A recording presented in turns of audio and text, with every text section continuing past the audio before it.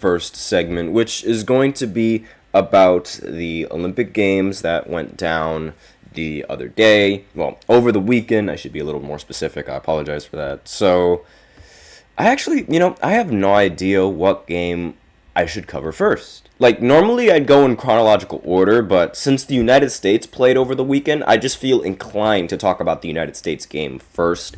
So, even though it was arguably, debatably, the most boring game of the entire tournament seeding and the brackets, I mean, the United States, they ended up winning 104-83. This game was never close. Actually, wait, I lied. The game was close in the beginning, and then afterwards, the United States put on the afterburners, and they just never turned them off.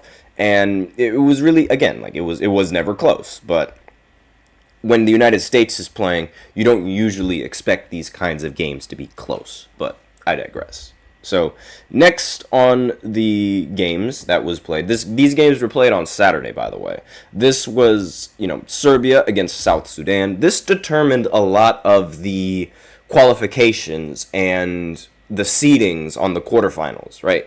So, unfortunately, this is South Sudan's final game, and they aren't going to participate in the quarterfinals, so that's unfortunate for them. But they played very good basketball. They were fantastic, and they really put the world on notice in the basketball world. Also, in other news, the United States lost in the 3x3 tournament, like in the 3x3 competition. So, yeah, we might need to send, we might need to send Kyrie Irving over there to just, absolutely cook the entire 3-on-3 standings, but he can't do that, unfortunately. But if you guys want to know why Kyrie and why NBA players can't participate in those competitions, let me know and I'll do a segment on that.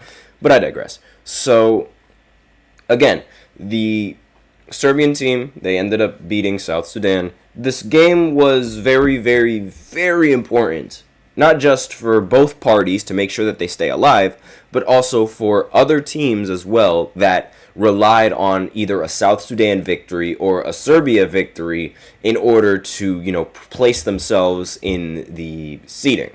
If you guys remember from my previous segment where I explained how the qualifications worked, then you would know that South Sudan had to either win by a certain amount of points in order for this, that, and the other to happen, and Serbia also had to win by certain amount of points in order for this, that, and something else to happen. It's a lot of things, but I'm not going to talk about that again because it's going to confuse everyone, and it really doesn't matter now because all of the teams have already qualified and they've already placed themselves in the quarterfinals, which are set to happen tomorrow. So I'm also going to, talk about that a little bit later. But the other game that ended up happening, arguably the most useless game, I said the United States and Puerto Rico was pretty useless, but this one, I mean, both of these teams qualified, so there was really no need to really play this game, right? Because both of them already qualified. They were both flawless until they played each other,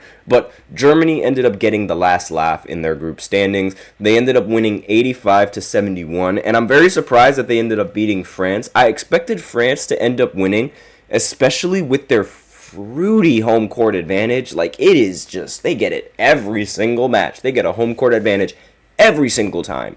There was really no excuse for France losing this game.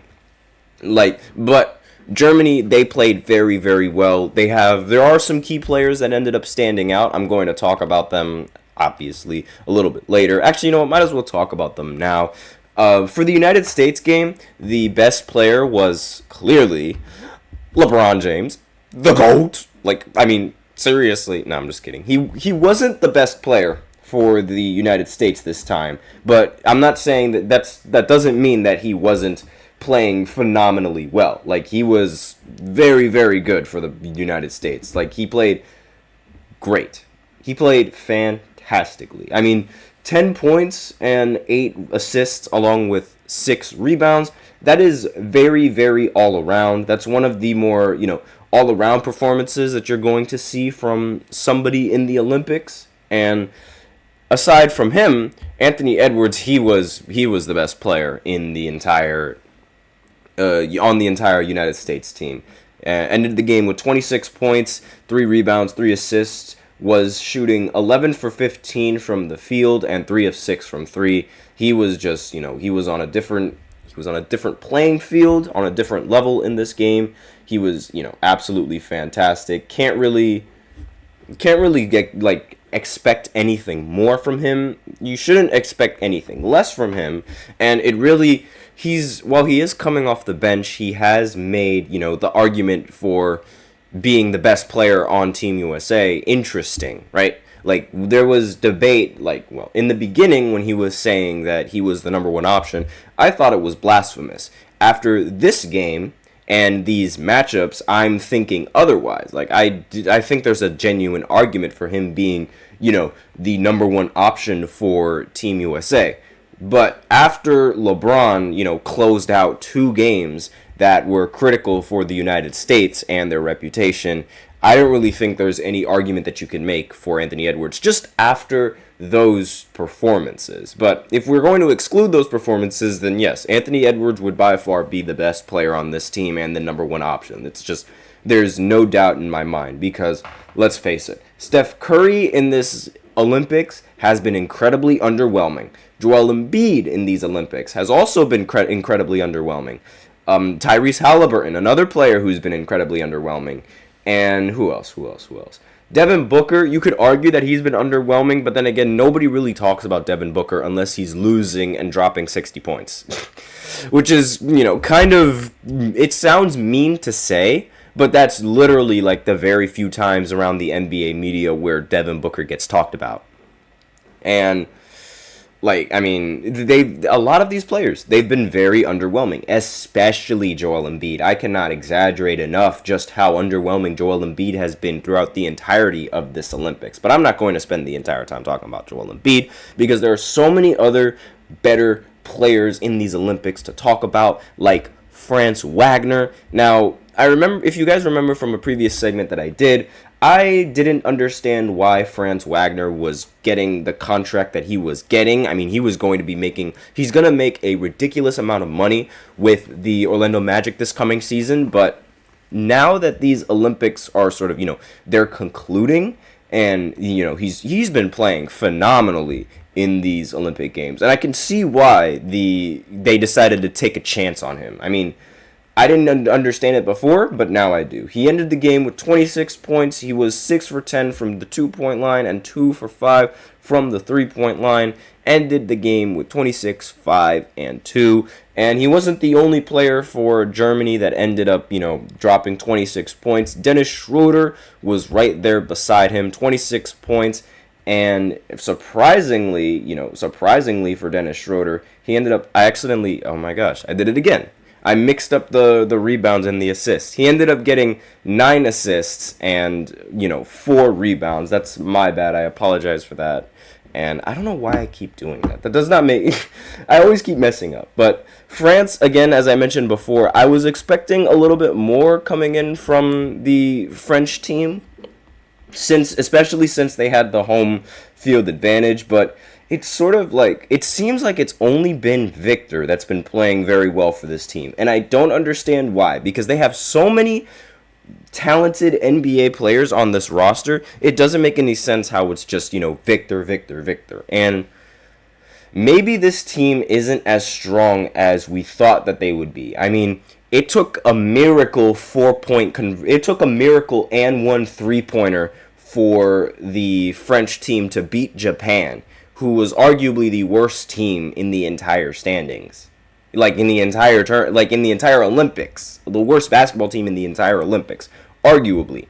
So, 14-12 is fantastic for Victor, especially in these Olympics, along with 2 steals. But again, it's these games and this matchup, I expected France to win, especially with the home court advantage that they have and they inherit throughout the entirety of this postseason. And then finally, the Serbian game between Serbia and South Sudan. The players that played phenomenally for Serbia was Bogdan Bogdanovic. With this performance, he now is the number 1 leading scorer for the Serbian national team. He ended the game with 30 points, 4 rebounds, and 8 assists. Just a fantastic performance coming in from Bogdan Bogdanovic. Again, I said Boban. I apologize for that. I meant Bogdan. I always mess up the Serbian names. I apologize, but like, because to be fair, there is a Nikola Jovic on the team, and there's also a Nikola Jokic on the team. Obviously, I know who Jokic is, and I know who Jovic is, but the casual player and the casual person watching is going to have a difficult time figuring out who is who. But that's just me. And again, for speaking of Nikola Jokic, he ended the game with 22 points, 13 rebounds, 4 assists. Normally, he would get a triple-double in this kind of matchup, but again, he's one of the very few NBA players on his team, so it's not like he can get that many assists. Like, he's more of a scorer in these Olympics than anything else. But that is besides the point. So these are all the great performances that ended up happening over the weekend, and all the performances that I really needed to be talking about. So that's going to be it for the first segment, and now I'm going to go ahead and go into the second segment, where I talk about the tournament standings, like the group standings and where they're at right now. And I am going to show you this with a graphic that I said I was going to give you a graphic, and I did. So I will be right back after this short break, so be sure to stay tuned for that. I feel like I'm losing my mind. Is everybody in the world blind? Please, Lord, give me a sign, a sign.